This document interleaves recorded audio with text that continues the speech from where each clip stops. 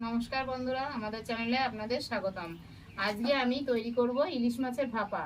এর জন্য আমি এখানে নিয়েছি 6 পিস ইলিশ মাছ আর নিয়েছি কিছু মশলা। আমি কি মশলা দিয়ে এই ভাপাটা করব আপনাদের সেই ভিডিওটাই দেখাবো। আপনারা কিভাবে করেন আর আমি কিভাবে করি সেইটা আপনারা দেখবেন। আর যদি ভালো লাগে লাইক করবেন, আর কেমন করে আমি রান্না করছি আপনাদের মতো কিনা সেইটা একটু কমেন্ট করে জানাবেন।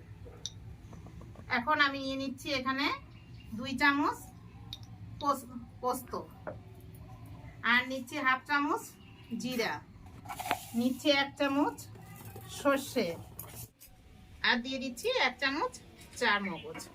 এই সমস্ত উপকরণগুলি আমি এখন মিক্সিতে বেটে নেব। তারপর মাছের মধ্যে কিভাবে কি করছি আপনাদের পুরো ভিডিওটা আপনারা দেখলে তবেই বুঝতে পারবেন।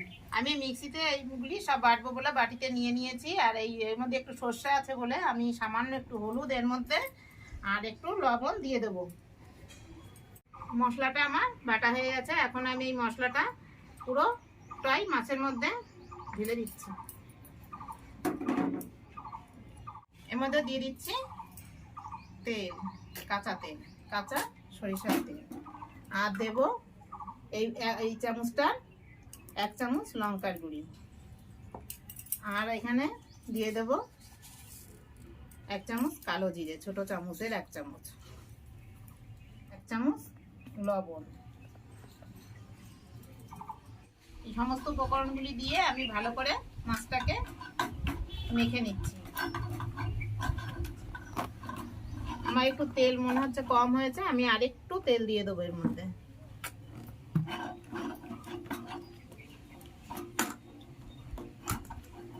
মশলা দিয়ে মাখানো হয়ে গেছে। আমি এই মাছটাকে এখন 1 ঘন্টার জন্য ঢাকা দিয়ে রেখে দেবো। 1 ঘন্টা পরে আমি এটা রান্না করব।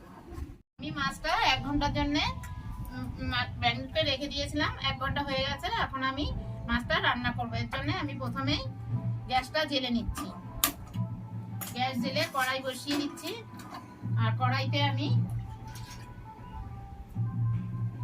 মাছটা সিদ্ধ হওয়ার জন্য 1-1.5 বাটি মতো জল গরম করতে বসিয়ে দিচ্ছি। জলটা ফুটবে তাতে বসিয়ে দিলাম। এদিকে কড়াইতে জল গরম বসিয়ে দিয়ে আমি মাছগুলি বাটির মধ্যে নামিয়ে নিচ্ছি।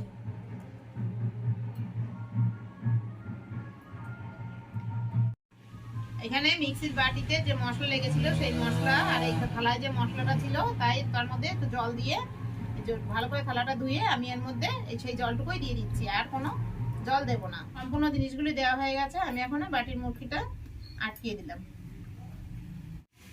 জলটা আমার ফুটে উঠেছে। এখন আমি এই বাটিটা এর মধ্যে বসিয়ে দিচ্ছি। দেখুন বাটিটা সম্পূর্ণ ভরেনি এইভাবে।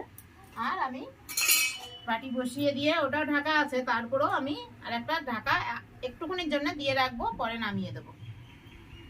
আমার মাছটা আমি 20 মিনিট এইভাবে ভাপে বসিয়ে রেখেছিলাম। আমার 20 মিনিট হয়ে গেছে। এখন আমি গ্যাসটা নিভিয়ে দিয়ে বাটিটা নামিয়ে নেব।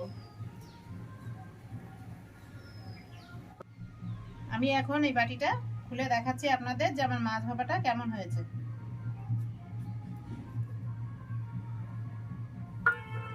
দেখেন এরকম হয়েছে। এবার আমি এসে ঢেলে দিচ্ছি আপনাদের।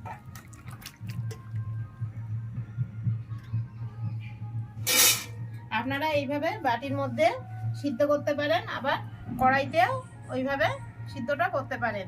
তবে এইভাবে সিদ্ধ করলে মাছটার গন্ধটা আটকে থাকে, খুব সুন্দর হয়। আর বাটি কড়াইয়ের মধ্যে করলে একটু অন্যরকম হয়, এই আর কি, এটাই সুন্দর হয়। আপনারা নিশ্চয়ই বাড়িতে এইভাবে সিদ্ধ করেন, কেউ বাটিতে কেউ কড়াইতে। আপনারা কিভাবে সিদ্ধ করেন আমারে কমেন্ট করে জানাবেন।